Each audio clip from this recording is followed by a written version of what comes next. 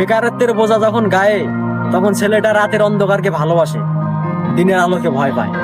18 বছর বয়সী বেকার ছেলেটা এখন বাবার চোখে তাকিয়ে কথা বলতে পারে না। এজন্যই দীর্ঘদিন থেকে একসাথে বসে খাবারটাও খায় না। এক সময় স্বপ্ন দেখতো, আর এখন স্বপ্ন দেখায়। বাস্তবতার ধাক্কায় জীবন কতটা পরিবর্তন হয় একমাত্র 18 বছর বয়সী বেকার ছেলেটাই শেখায়।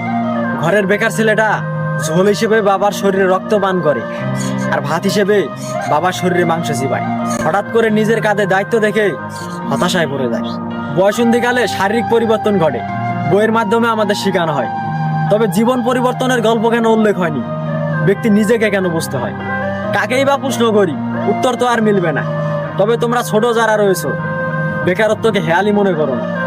একটা অবাক করা বিষয় হচ্ছে, আমরা 18 বছর বয়সী ছেলেরা দেখাই ভালো আছি, ভালো থাকি, তবে মুখ ও মুখোশের আড়ালে আমরা সবাই হতাশার ভুক্তভোগী।